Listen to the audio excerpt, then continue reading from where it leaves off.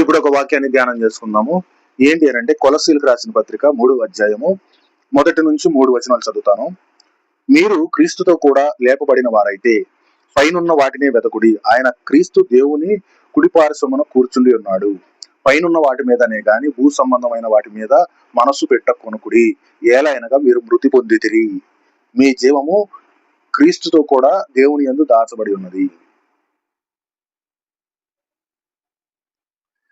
ఆలోచించండి, ఇక్కడ ఏమంటున్నాడు అని అంటే, మీరు క్రీస్తుతో కూడా లేపబడిన వారైతే,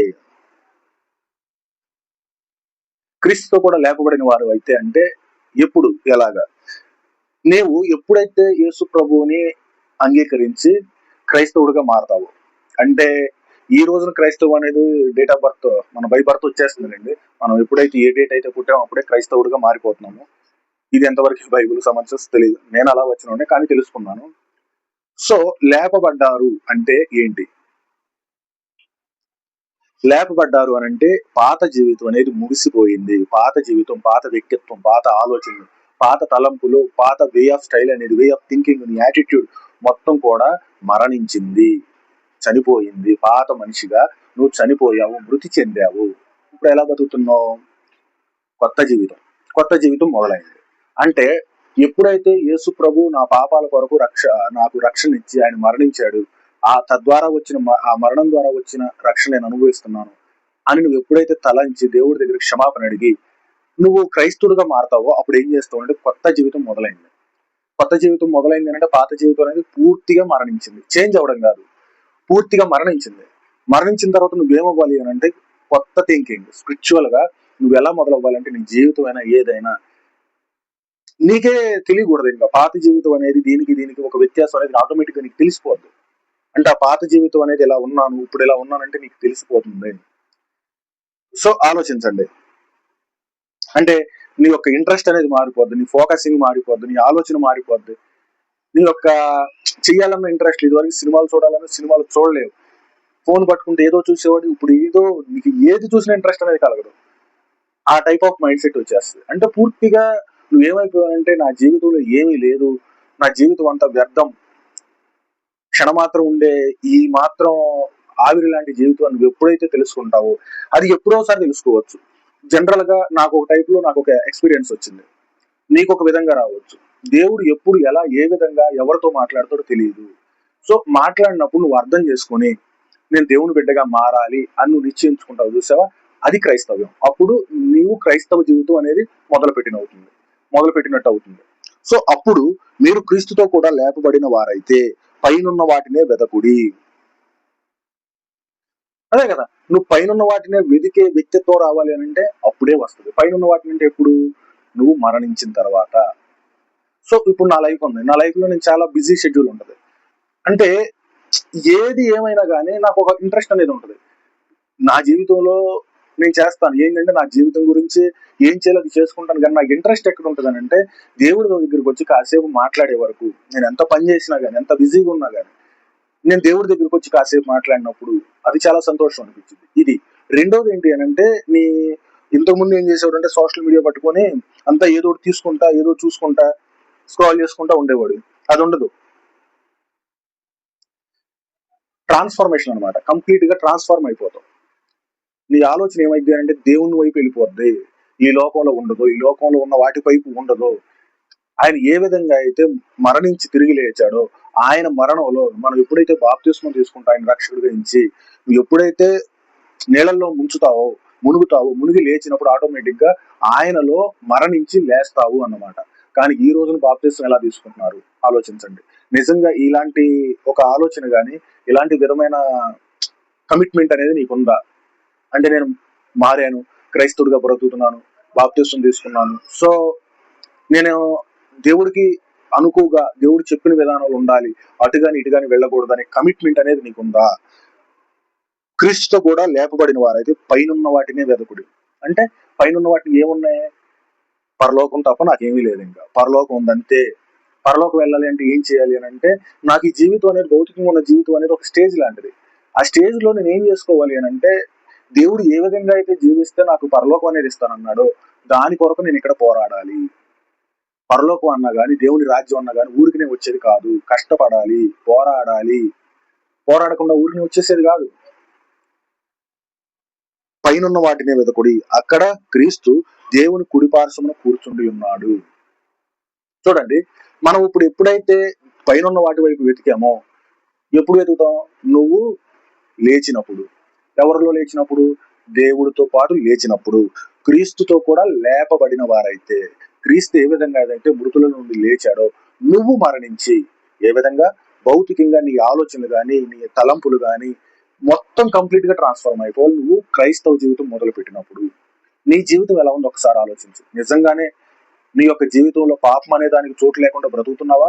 ఆలోచిస్తున్నావా? నీ జీవితంలో ఎంతసేపు పైన దాని మీదే ఆధారపడుతున్నావా, లేదంటే ఈ లోకం మీద ఉన్న వాటి వైపు మనసు పెట్టుకుని ఆలోచిస్తున్నావా?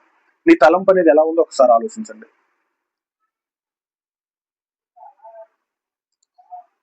భూమిపై ఉన్న వాటి మీద కాదు, పైన వాటి మీదనే మనస్సు పెట్టుకొనుడి.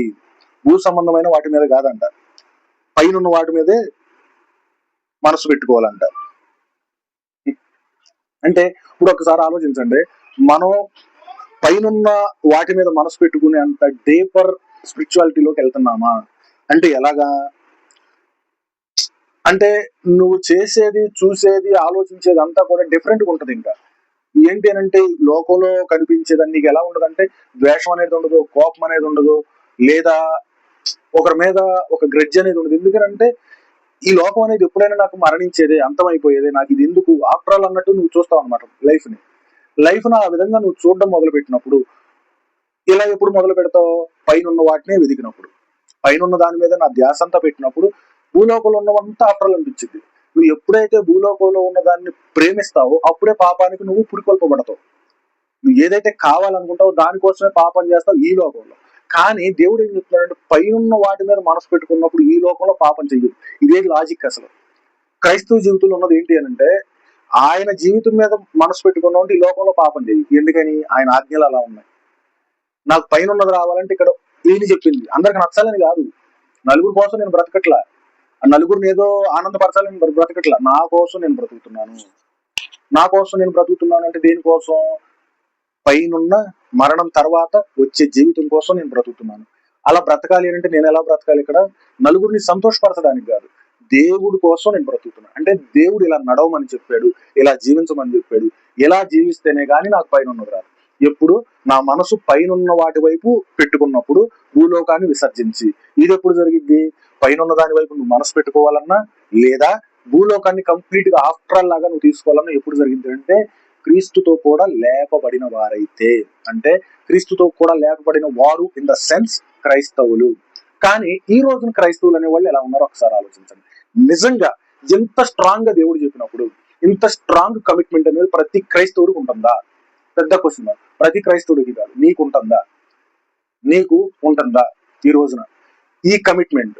పైన వాటిని వెతికి భూలోకాన్నంతా ఆఫ్టర్ ఆల్, ఏదైనా ఆఫ్టర్ ఆల్, సంతోషమైనా బాధ అయినా ఏదైనా నాది ఆఫ్టర్ ఆల్. ఆ రోజు పౌలు గారికి ఉన్న కమిట్మెంట్ నీకుంటుందా? Question mark. ఉంటదా అని అంటే చాలా కష్టం అయిపోతుంది ఈ రోజున క్రైస్తవ్యాన్ని బట్టి. ఎందుకనంటే ఇలాంటి బోధ అసలు రావట్లేదు. పైన దాన్ని ఎతకండి, ఇక్కడ అంతా ఏమి లేదని చెప్పేవాళ్ళు దొరకట్లేదు, వినేవాళ్ళు దొరకట్లేదు. ఇప్పుడు నేను చెప్తాను, వినేవాళ్ళు చాలా తక్కువ మంది అయిపోయారు. సో చెప్పాలనుకున్న వాళ్ళు ఏమవుతున్నారంటే, మిమ్మల్ని ఎలాగ మారచ్చలేమరా బాబు, మేమే మారిపోతాం, వాళ్ళు మారిపోతున్నారు. కానీ నిజమైన క్రైస్తవ్యం దేవుడు చేసిన బలియాగం అనేది దేని కొరకు అని అంటే, ఇహలోక జీవితం గురించి కాదు. ఆయన చేసిందంతా పైనున్న వాటి మీదే మనసు పెట్టుకునేంత. ఈ భూలోకంలో అస్సలు ఆలోచించొద్దానంటే, ఈ రోజు ఎలా వచ్చేసిందంటే, నీకు ఇబ్బందులు ఉన్నాయా, ఇరుకులు ఉన్నాయా, పెళ్ళి అవ్వట్లేదా, ఏంటి వేస రావట్లేదా, ఏంటి ఇవన్నీ అసలు చెత్త. ఈ చెత్తనంతా తీసుకెళ్లి క్రైస్తవ్యంలో పెట్టేశారు. దేవుడు ఏం చెప్తున్నాడు? పైనున్న వాటి మీదే మనసు పెట్టుకోండి కానీ భూలోకాన్ని తీసేసేమని చెప్పాడు. సార్ చూడండి, భూ సంబంధమైన వాటి మీద మనసు పెట్టకొనకుడి. ఇదేమబ్బా? పైనున్న వాటి మీదనే గాని భూ సంబంధమైన వాటి మీద అసలు ఏం మాత్రం మనసు పెట్టుకోవద్దు అంటున్నాడు. మరి ఈ రోజు చెప్పే సువార్త ఏంటి, ఆలోచించే విశ్వాసులు ఏంటి, వీళ్ళందరినీ క్రైస్తవులు అంటే ఏంటి, ఇదంతా క్రైస్తవ్యం ఏంటి? ఆలోచించండి. బైబుల్ అనేది చెప్పేది ఒకటైతే ఈ రోజున ఒకటి నడుస్తుంది, దీన్ని క్రైస్తవ్యం అంటున్నారు. అంటే ఇలా జరుగుతుందనే చిన్న స్పృహ కూడా లేకుండా పోతుంది వాళ్ళని వదిలే. ఈ రోజు నువ్వు ఆలోచించు, నువ్వు క్రైస్తవుడిగా పిలువబడుతున్నావు. క్రైస్తవుడిగా పిలువబడుతున్నావు అంటే నీ థింకింగ్ ఎలా ఉంది, నలుగురితో ఎదుటి వాళ్ళతో నీ ప్రవర్తన అనేది ఎలా ఉంది, నీ మాట తీరు అనేది ఎలా ఉంది, నీకేమన్నా నెగిటివ్ మైండ్ సెట్ ఉందా, ఆలోచించు. పాపం అంటే ఏదో మర్డర్లు మానభంగాలు చేస్తేనే పాపం కాదండి. దేవుడు చెప్పాడు చాలా సివియర్స్, చిన్న చిన్నగా కనిపిస్తాయి నీకు, కానీ అవి పాపాలు. ఒక్క ఆజ్ఞ తప్పినా కానీ పాపమేనంటున్నాడు అంటున్నాడు దేవుడు. సో నువ్వు ఎప్పుడైతే పైన వాటి మీద మనసు పెట్టుకున్నప్పుడు, భూ సంబంధమైన వాటిని అసలు విసర్జించేసినప్పుడు పాపం చేయడానికి పాసిబిలిటీ అనేది చాలా తగ్గిపోద్ది. ఎందుకనంటే నీకు పాపం చేయడానికి, పాపంతో నిండిన నీ శరీరం కానీ నీ చుట్టూ ఉన్న ప్రపంచం కానీ పురికొల్పినప్పుడు నీకు ఒక అలర్ట్ అనేది వస్తుంది బ్రెయిన్ లో. ఎందుకని? నీ మైండ్ సెట్ మారిపోయింది కాబట్టి. ఏం ఆలోచిస్తుంది? నీ మనసు అనేది ఎక్కడ ఉంది? పైన ఉంది కదా. ఇక్కడ పాపం చేస్తున్నావు అంటే ఇక్కడ వచ్చే చిన్న చిన్న సంతోషాల కోసం, అప్పుడు నీకు ఒక సిగ్నల్ అని వస్తుంది. ఎందుకు మళ్ళీ దీన్ని బట్టి నేను దేవుడి దగ్గర మళ్ళీ ప్రార్థన చేయాలి, క్షమాపణ అడగాలి, ఎందుకు కాసేపు సైలెంట్. ఇది ఇనీషియల్ స్టేజ్ లో ఇంత స్ట్రాంగ్ గా ఉండదు. నువ్వు ఎప్పుడైతే స్ట్రాంగ్ గా కమిట్ అవుతావో చాలా పోరాడాలి, చాలా కష్టపడాలి ఇలాంటి మైండ్ సెట్ రావాలంటే. కానీ ఒకానొక రోజు వస్తుంది. పోరాడకుండా ఏది రాదండి, కష్టపడకుండా ఏది రాదు. నువ్వు ఆలోచించాల్సింది ఏంటంటే దేవుని రాజ్యం అంత గొప్ప భాగ్యానికి నువ్వు వారసుడు అవ్వాలంటే నువ్వు కష్టపడాలి. కష్టపడాలి అంటే పాపపు లోకంలో జీవించే నువ్వు పాపంలో కలవకుండా నిరంతరం పోరాడాలి. ఆనాడు యోసేపు గారు పోరాడాడు. పాపానికి ఎంత ప్రేరేపించినా గానీ కలవలా, పారిపోయాడు అక్కడి నుంచి. అలాంటి కమిట్మెంట్ కావాలి. పాపంలో కలవకూడదు. పాపంలో కలవకూడదు అని అంటే నువ్వు పైన ఉన్న వాటి మీదే మనసు పెట్టుకోవాలి. ఇక్కడ ఆ రోజు ఆ క్షణంలో యోసేపు గారు పాపం చేసేసాడు అనుకోండి, చేస్తే ఏమయ్యేది? తనకి చిన్న సంతోషం వచ్చేది. కానీ ఆ సంతోషం అనేది, ఫర్ ఎగ్జాంపుల్ ఆ క్వైట్ ఆపోజిట్ ఏమైంది, సంసోను తెలియలా తొడకాల మీద పడుకున్నాడు. అయితే తనకు వచ్చిన సంతోషం ఏంటి? ఎంతసేపు ఉంది? అప్పటి వరకు సంసోను జీవితం చూడండి, ఆ తర్వాత జీవితం చూడండి, భ్రష్టుడైపోయాడు. అప్పటి వరకు ఉన్నదంతా కూడా కంప్లీట్ గా నెగిటివ్ అయిపోయింది, రివర్స్ అయిపోయింది. దేనికోసం? ఎంతకాలం ఉందో సంతోషం, ఎంతసేపు ఉంది అంటే పాపం అనేది నిన్ను ఎప్పుడు అలా కవ్విస్తూనే ఉంటది. పాపం అనేది నిన్ను ఎప్పుడు రెచ్చగొడుతూనే ఉంటది. కానీ నీ మనసుని నిగ్రహంగా దేవుడి వైపే చూడాలి. దేవుడి వైపు కనిపించదు, పాపం కనిపించింది. ఇదే నీలో ఉన్న క్రైస్తవ పోరాటానికి ఒక పరీక్ష. పాపం అనేది ఎప్పుడు నీకు కనిపిస్తానే ఉంటది, దేవుని రాజ్యం అనేది కనిపించదు. అందుకే అన్నాడు దేవుడు, ఎవరు తోమా వచ్చేసేసి ఆ చేతిలో గాయాలు పెట్టేసేసి నమ్మినప్పుడు తోమా నువ్వు చూసి నమ్మావు, చూడక నమ్మిన వారు ధన్యులు అంటాడు కదా. మన విశ్వాసం, అసలు విశ్వాసం అంటే ఏంటి? కంటికి కనిపించని దాని కొరకు నిరీక్షణ. అంటే కంటికి కనిపించని దాని కొరకు నేను నిరీక్షిస్తున్నానంటే అది నా విశ్వాసం. క్రైస్తవుడిగా ప్రతి ఒక్క మనిషికి ఉండాల్సింది ఏంటి? విశ్వాసం. విశ్వాసం అంటే నీకు కంటికి కనిపించదు, కానీ మనసు దాని మీదే ఉండాలి. కంటికి కనిపిస్తుంది, సంతోషంగా ఉంది, చాలా కవ్విస్తుంది, కానీ దీన్ని ఇగ్నోర్ చేయాలి అంటే చూడండి ఎంత కష్టంగా ఉంటుందో. క్రైస్తవ జీవితం అంటే ఈ రోజు చెప్తున్నంత అంత ఈజీ కాదండి, అంత ఈజీ కాదు. స్ట్రాంగ్ గా నిలబడాలి, గట్టిగా నిలబడాలి, పోరాడాలి, పాపంతో పోరాడాలి. నిరంతరం నీకు ప్రతి చోట కూడా బాధే వస్తుంది, ప్రతి ఒక్కరు నిన్ను ద్వేషిస్తూ ఉంటారు. కానీ ఒక రోజు వస్తుంది, గుర్తుంచుకో, నిన్ను ఎంతమంది ఎలా ద్వేషించినా గానీ, ఎంతమంది ఎన్ని రకాలుగా తక్కువగా మాట్లాడినా, ఏం చేసినా గానీ వాళ్ళకే నీకు ఒక రోజు వస్తుంది. ఆ రోజు ఆనాడు నోవాహు గారు ఓడ కట్టుకుంటున్నప్పుడు ఎంతమంది ఎన్ని రకాలుగా అంటుంటారు ఒకసారి ఆలోచించండి. దేవుడు ఏదో చెప్పాడంటే ఇలా చెప్పాడు. ఆయన చెప్పినప్పుడు ఎంతమంది ఎన్ని రకాలుగా తక్కువగా చూసుంటారో, కానీ ప్రతి దాన్ని తట్టుకున్నాడు ఆయన. ఒక రోజు వచ్చింది, వెళ్ళిపోయాడు, రక్షించబడ్డాడు, అందరూ కొట్టుకుపోయారు. నువ్వెలా ఉంటావు ఈ రోజున? నువ్వెలా ఉంటావు? నీ చుట్టుపక్కల ఉన్న వాళ్ళు నిన్ను ఒక రకంగా చూడొచ్చు, తక్కువగా చూడొచ్చు, ఏదైనా మాట్లాడుకోవచ్చు. నిన్ను ఎన్ని మాట్లాడుకున్నా, నా చుట్టుపక్కల ఉన్న వాళ్ళు కాదు, నా ఇంట్లో వాళ్ళు మాట్లాడుకున్నా డోంట్ కేర్. నాకు కావాల్సింది దేవుడు, దేవుని రాజ్యం. అది కమిట్మెంట్ దేవుడు కోరుకుంటుంది నీ దగ్గర నుంచి. అది విశ్వాసం కోరుకుంటుంది. అది పోరాట పట్టుమని నువ్వు చూపించాల్సింది దేవుడి దగ్గర.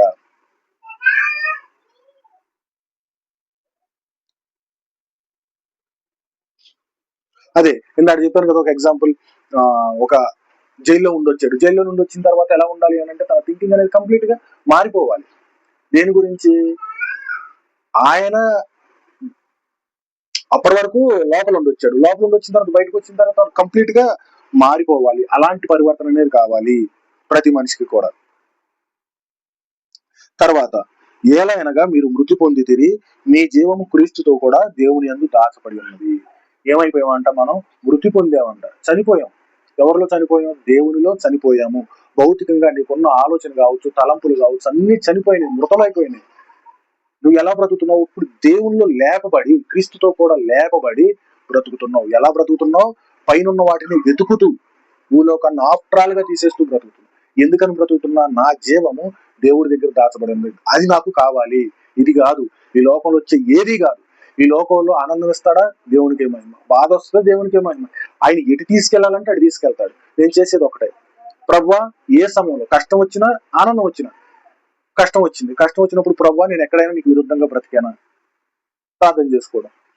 నేను ఎప్పుడు నీకు విరుద్ధంగా బ్రతకకుండా నన్ను కాపాడు తండ్రి అని ప్రార్థన చేసుకోవడం. నువ్వు చేయాల్సిన ప్రార్థన పైన ఉన్న వాటి గురించి, నువ్వు చేయాల్సిన క్రియలు పైన ఉన్న వాటి గురించి. భూలోకాన్ని కంప్లీట్ గా ఆఫ్టర్ గా చేసే. ఇలా చేస్తే ఏమొస్తుందో తెలుసా నీకు? చేసి చూడు, నువ్వు చెప్పు, తర్వాత కామెంట్ చేసి. ఏమొస్తుంది అంటే చాలా ఆనందం వస్తుంది. ఎందుకనంటే ఒక్కసారి ఆలోచించండి, ఈ రోజు మీరు కోపడినా, ఈ రోజు ఏదంటే ఏదన్నా గొడవ పడినా, ఈ రోజు ఏదైనా తప్పు చేశానని అనిపించిన, లేదు ఈ రోజు తారీఖు ఇది కదా, ఈ మంత్ లో చూడండి, ఒక 20 days బ్యాక్ నుంచి నువ్వు ఎక్కడైతే బైబిల్కి వ్యతిరేకంగా జరిగావో అది ప్రతీదీ కూడా ఈ లోకంలో వచ్చే సంతోషం గురించి, నీ ఈగోని సాటిస్ఫై చేసుకోవడానికి, నువ్వేదో సంతోషం, నువ్వు కాసేపు ఉండే సంతోషం కోసం నువ్వు చేసిందే. సో ఒక్కసారి ఆలోచించు, ఇక్కడ నీ ఈగో అనేది కాదు, రెండోది నీకు ఇక్కడ వచ్చే సంతోషం అనేది మ్యాటర్ కాదు, ఏది మ్యాటర్ కాదు అనుకున్నప్పుడు నువ్వు ఏం చేస్తావు? దేని కొరకు కూడా ఎక్కువగా ప్రాకులాడవు. ఇది కావాలి. ఓకే, ఇంకొకటి ఇక్కడ ఏంటి అని అంటే, నేను చెప్పేది పైన ఉన్న వాటి గురించి వెతికినప్పుడు కూడా నీకు బాధ తప్పదు. చెప్పాను కదా, పోరాటం అనేది. ఆ పోరాటానికి ఈ పోరాటానికి తేడా ఏంటి అని అంటే, ఈ పోరాటంలో ఆనందం ఉంటది, సంతృప్తి ఉంటది, ఆత్మ సంతృప్తి ఉంటది. అంటే నేను మంచి చెప్తున్నాను, మంచి కోసం పోరాడుతున్నాను. ఒకటి, మంచి కోసం పోరాడేవాడు, చెడు కోసం పోరాడే వాడు పోరాడతాడు, వీడు పోరాడతాడు. వాడు ఒక్కోసారి దెబ్బలు తింటాడు, వీడు ఒకసారి దెబ్బలు తింటాడు, తిట్లు వస్తాయి. కానీ డిఫరెన్స్ ఏంటి? మంచి కోసం పోరాడేవాడికి ఒక ఆత్మ సంతృప్తి ఉంటది, పడుకునేటప్పుడు ప్రశాంతంగా పడుకుంటాడు. కానీ వాడు పడుకోలేడు. అర్థమైందా? ఇదే లాజిక్ తెలియట్లేదు ఎవరికి. అంటే నువ్వు దేవుళ్ళో ఉన్నప్పుడు కూడా నిన్ను ద్వేషించే వాళ్ళు ఉంటారు. ఇంకొక రకంగా చెప్పాలంటే ఎక్కువ అవుతారు. కానీ నీ మనసుకు నువ్వు చెప్పుకుంటావు, నీ మనసుకు నీకు ఒక సమాధానం అనేది దొరుకుతూ ఉంటది. ఎంతమంది వదిలేసినా నా దేవుడు నాకున్నాడు, వీళ్ళందరూ కూడా ఏదో ఒక రోజు పోయేవాళ్లే అనే ఒక మంచి సాటిస్ఫాక్షన్ అనేది నీకు వస్తుంది. అలాంటి సాటిస్ఫాక్షన్ నువ్వు పొందాలి అని అంటే ఆలోచించు. నువ్వు చేయాల్సింది ఏంటి? నువ్వు క్రీస్తుతో కూడా లేపబడిన వారైతే, అంటే నువ్వు క్రైస్తవుడు అయితే, మీనింగ్ ఆలోచించుకుంటే అండర్లైన్ చేయండి. క్రైస్తవుడు అయితే, క్రైస్తవుడు, మేము క్రైస్తవులు, మా పిల్లలు క్రైస్తవులు, మా తల్లిదండ్రులు క్రైస్తవులు అని చెప్పుకుంటాం కాదు. నువ్వు క్రైస్తవుడు అయితే ఏం చేయాలో చూడు. రోజు గుడికి వెళ్తున్నాను, ప్రార్థనకి వెళ్తున్నాను కాదు. నువ్వు క్రైస్తవుడు అయితే ఏం చెప్తున్నాడు చూడు. పైనున్న వాటినే వెదకుడి, అక్కడ క్రీస్తు దేవుడి కుడి పార్శ్వమున కూర్చుండి ఉన్నాడు. అక్కడ క్రీస్తు దేవుడి కుడి పార్శ్వం కూర్చుండి ఉన్నాడు అంటే నువ్వు దేన్ని వెతకాలి? యేసు ప్రభువుని వెతకాలి. పైనున్న వాటిని వెదకుడు అని చెప్పేసి అక్కడ క్రీస్తు గురించి చెప్తున్నాడు. క్రీస్తు ఎక్కడ కూర్చున్నాడు చెప్తున్నాడు అంటే నువ్వు యేసు ప్రభు గురించి వెతకాలి.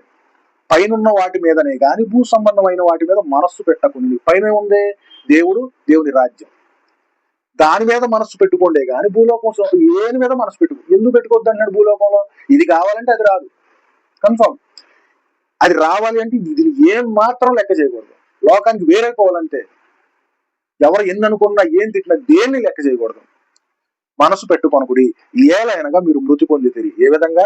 నువ్వు ఎప్పుడైతే క్రైస్తవుడిగా పిలువబడ్డావు అప్పుడు మృతి పొందావు, కొత్తగా జన్మించావు, కొత్త మనస్తత్వం, రూపాంతరం చెందావు అనమాట. ఒక గొంగళి పరుగు నుంచి ఒక సీతాకోకచిలుక ఎలాగైతే కొత్తగా జన్మించిందో అలా రూపాంతరం చెందావు. నిజంగా ఆలోచించు, నువ్వు క్రైస్తవుడిగా పిలువబడుతున్నావు, నిజంగానే మళ్ళీ జన్మించావా?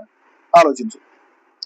మీ జీవము క్రీస్తుతో కూడా దేవుని యందు దాచబడి ఉన్నది. మన జీవం అంట నేనే మార్గము, నేనే సత్యము, నేనే జీవం అని దేవుడు ఎలా చెప్పాడో మన జీవం అనేది దేవుని యందు దాచబడి ఉన్నదంట. అలాంటి జీవం దగ్గరికి మనం అర్హులుగా, స్వతంత్రులుగా, వారసులుగా మనం ఉండాలి అంటే నువ్వు చేయాల్సింది ఏంటి అని అంటే, ఈ రోజే క్రైస్తవుడుగా మారు. ఉన్నావా నామకార్థంగా? అది నామకార్థ క్రైస్తవ్యం పనికిరాదు. ఎందుకు పనికిరాదు? అటు ఉండలేవు, ఇటు ఉండలేవు, మధ్యలో అటు ఇటు కాకుండా పోతావు. ఆలోచించు. నువ్వు క్రైస్తవుడు అయితే నిజంగా ఇలా బ్రతికి చూపించు. ఆలోచించండి, మీకు అనిపించింది దాన్ని కామెంట్ చేయండి. ఓకే, ఇలాంటి వాక్యం అనేది అందరికి స్ప్రెడ్ అవ్వాలి కాబట్టి లైక్ చేసి కామెంట్ కూడా ఏదో ఒకటి చేయండి. విన్నవాళ్ళు విన్నట్టుగా వెళ్లకుండా కామెంట్ కూడా ఏదో ఒకటి చేయండి. Thank you.